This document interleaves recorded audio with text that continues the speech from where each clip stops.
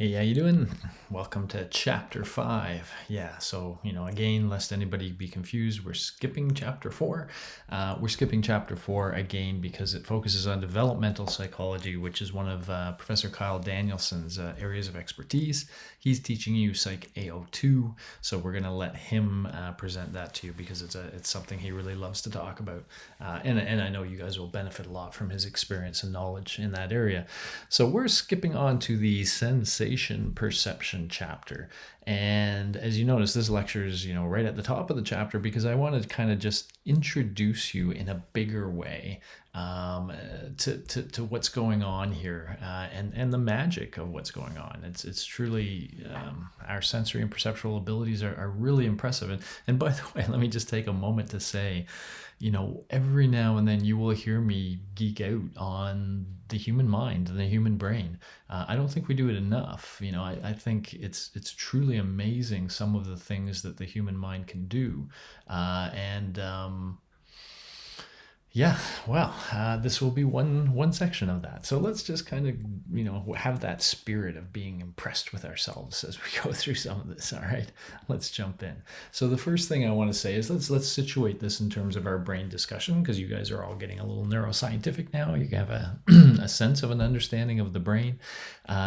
In this chapter, we're really going to be focusing on these three lobes, really, what these guys are doing, the occipital lobe, the temporal lobe, and the parietal lobe. In fact, we're probably going to talk a lot about vision, which is primarily the occipital lobe, but these are the three parts of the brain that are sensing the world. They are getting inputs from the world, from our bodies, from our eyes, from our ears, from our nose, etc.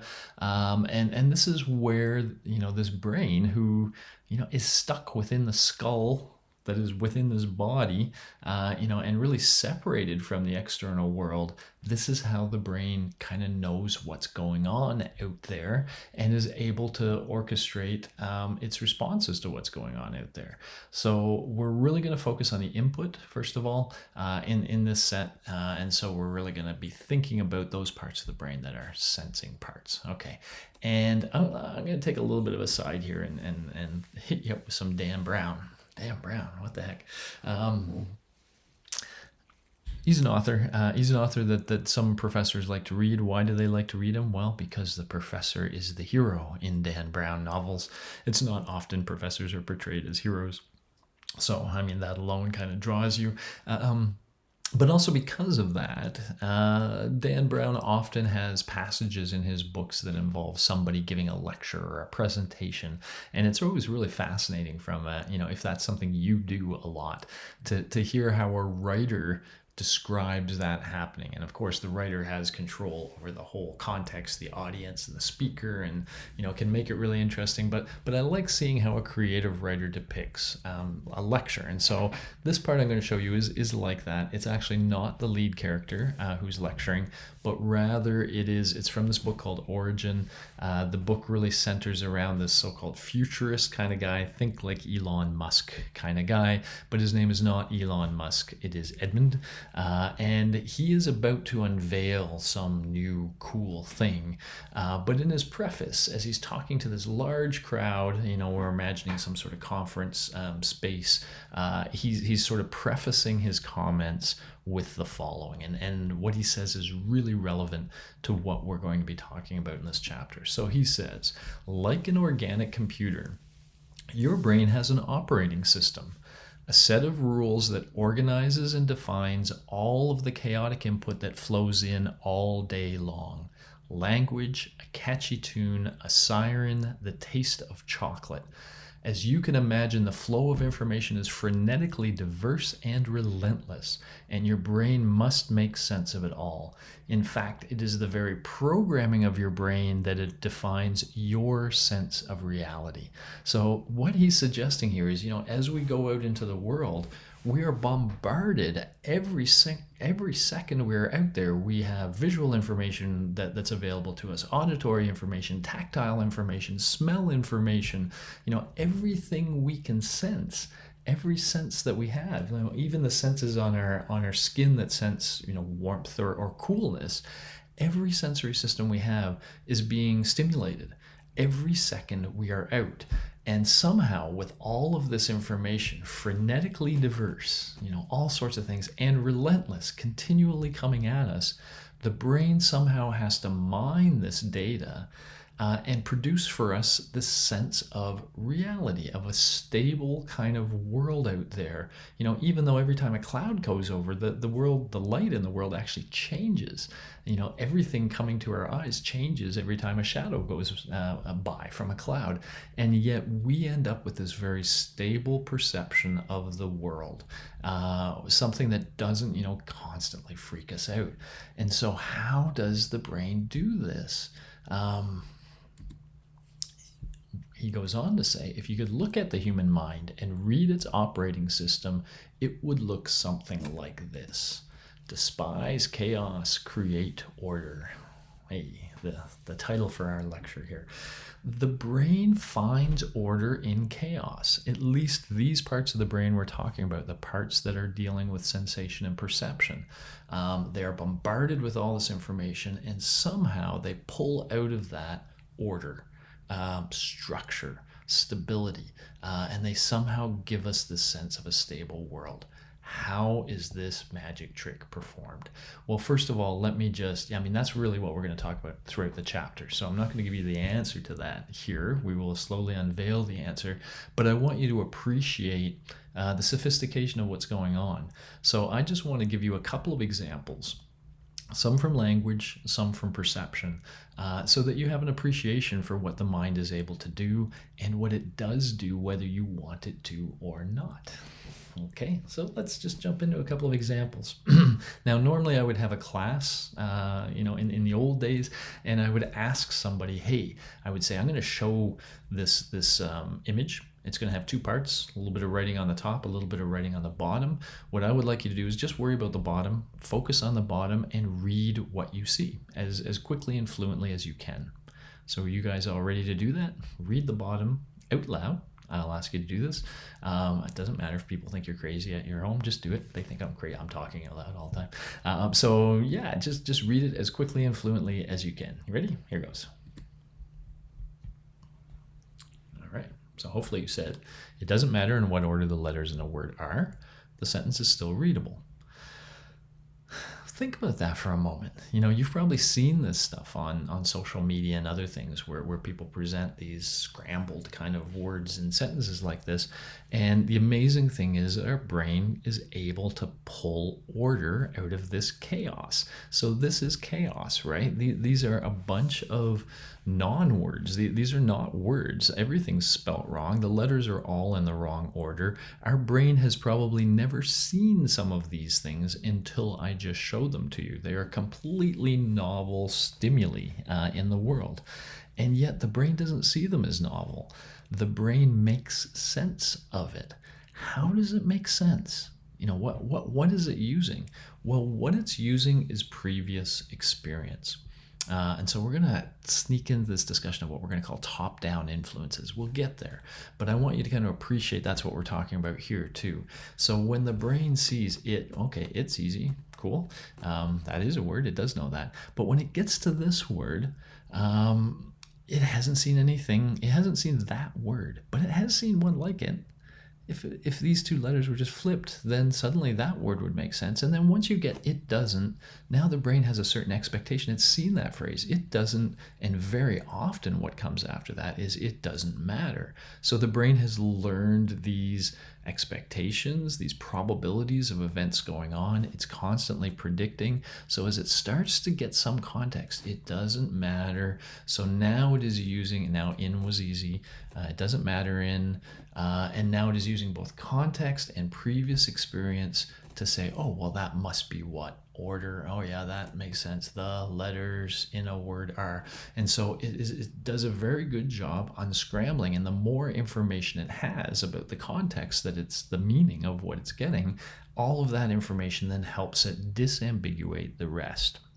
And in fact, if I just disappeared that on you, and I said, okay, now write it down just like it was, write down exactly what it was, you would probably have a hard time doing that because you didn't see it as it was.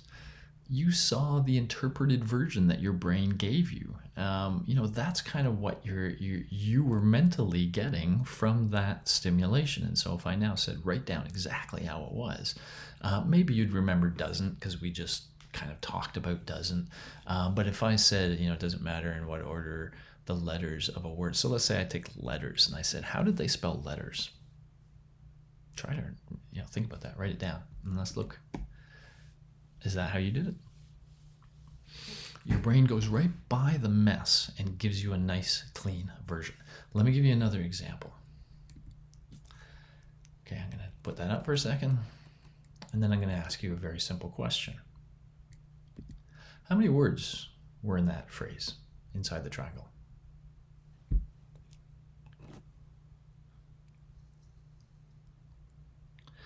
I'm betting a lot of you are thinking 6. The correct answer is 7. There's 7 words in there. So if you think there were 6, I want you now to look at it, and you will eventually agree there's 7. But kind of think about the process you go through to find that 7th. And what some of you might find is it takes you a little while. You go, it's 7, it's 6, it's 6. And you may actually have to count the words and go, oh, I see it. Here we go.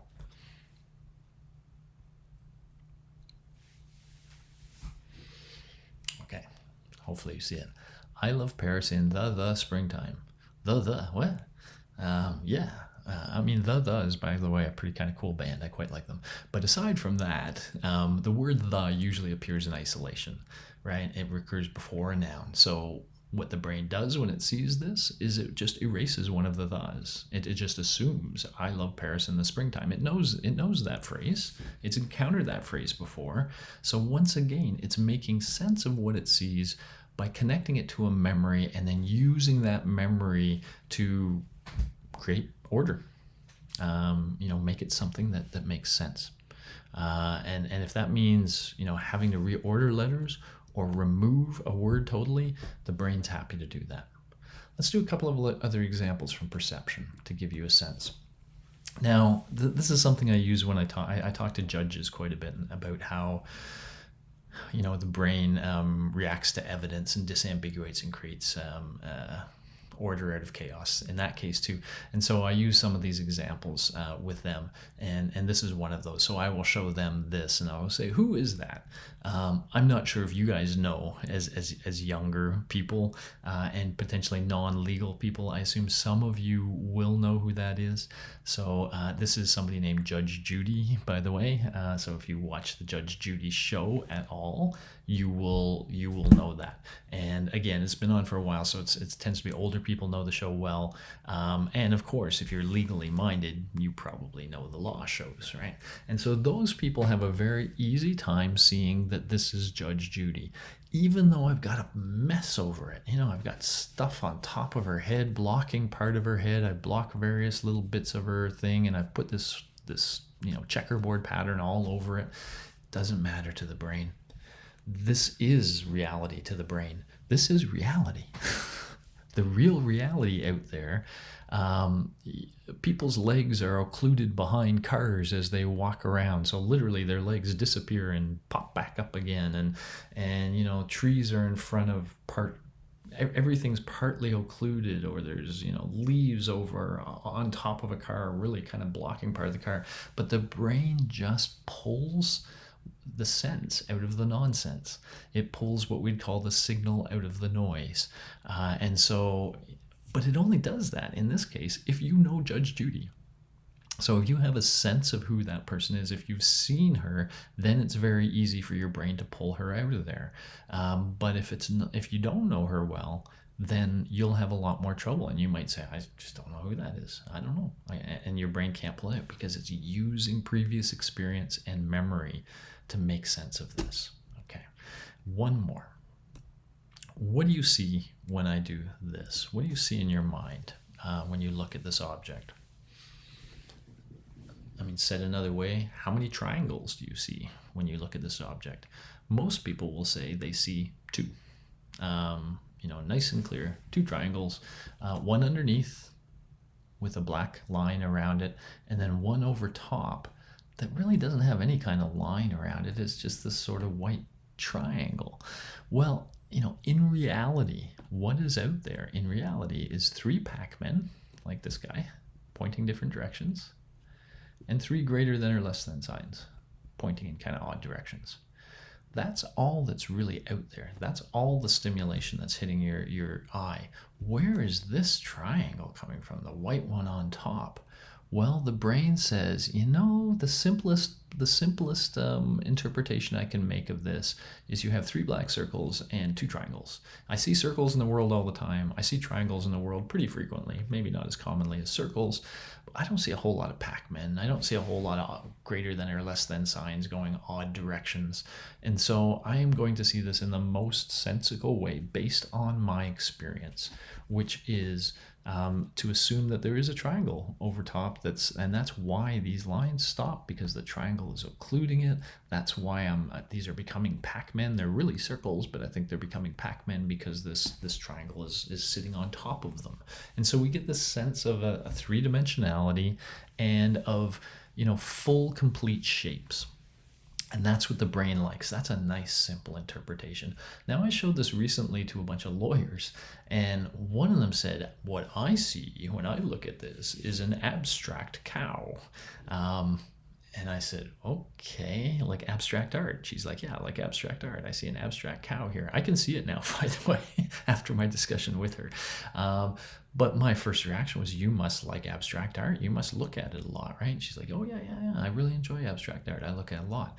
And so she may have seen cows represented in a sort of way like this. And from her brain, that might be the way it disambiguates this. It might see it as a cow. And that cow, that abstract cow, is again something that, maybe it makes sense to her brain as a way of seeing that. Again, I can see it that way now too. Okay, so what is all this to say? So first of all, I just want you impressed with the magic, and the challenge that your brain has when it's put out into this stew of stimulation coming at it, and that it is able to do things by, reordering letters of words, removing words, somehow removing the noise and getting to the signal. Why is that such a hard word? And even seeing 3-dimensionality and stuff in a case like this to make it make sense. So the brain works really hard to make sense of really noisy stimulation, and it's very cool that it can do that and ultimately give us a sort of stable sense of reality that's out there. Now, it does that by combining what's really out there with some analysis of the input that is based on our previous experience. And what this means then is that any pair of us can look at the same thing and ultimately see something different, because it's our own experiences that are coming into this interpretation. And if my experiences are different than yours, then we can see the same thing very differently. So for example, don't worry about that. So for example, if any of you are sports fans, you know the phenomenon well that anytime there's a close play and there's a potential foul, clearly he's pushing him here. Anyway, anytime there's a potential foul, depending on which team you root for, you will, the Raptors people would say, oh yeah, that's a foul. And the who's this other one? I can't quite see the name of their jersey. Shoot, I'm not sure. But if you're a fan of this other team, I should probably know the players better too. But I don't know who these players are. So anyway, if you're a fan of the other team, you'd say, no, there was no foul. 2 different people can watch the same thing and see the exact and have a complete different sense of what they saw. Where one person can say, it's obvious that he did whatever, and the other person say, no, it's not. I don't see that at all. And so, if your experiences are pro-Raptor, then you're going to see it in a pro-Raptor way. If your experiences are pro the opponent, you're going to see it in a pro-opponent way. So it's not that you're just refusing to acknowledge something. Sometimes you are, maybe. But sometimes you literally see it differently. This is perhaps a more extreme and powerful example. This guy talks, Donald Trump, and there's a bunch of people out there who are horrified, who see him as a dictator wannabe that, is self-centered and heck comes pretty close to scoring well on psychopathy scales, things like that. So some people see him as the most evil and grotesque man on the planet. Other people see him as a hero of some sort, just somebody to really follow and admire. We're looking at the same stuff, right? We're watching the same speeches. We're watching the same behavior. And yet, depending on who you are and the beliefs and experiences you bring into that, you see the behavior in completely different ways. Maybe totally offensive to some and maybe just worthy of high praise and admiration by others. And I don't think I've ever in my lifetime have seen such an extreme example of a stimulus that gives rise to such different perceptions in different people. This is possible because it's you and your life that's shaping the way you perceive the things you perceive in the world. Okay, kind of cool. All right, so the big points I want you to take from this as you go through the chapter is there's all sorts of uncertainty in the world. Stimulation is frenetic, chaotic, and relentless. It's constantly our sensory organs are being stimulated.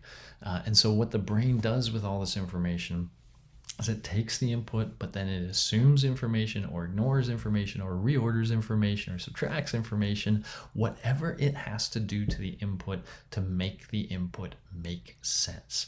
And by make sense, we mean fit with previous things we've seen or experienced. And so it tries to make the present perception match previous experiences. And when it does, then the brain feels like, okay, I've recognized that thing, everything's cool, and things make sense to us. This chapter is going to describe in more detail at various levels the processes and biology that's involved in making sense of the world around us. Okay, so enjoy it, appreciate the coolness of what you're learning. I will see you in the next lecture.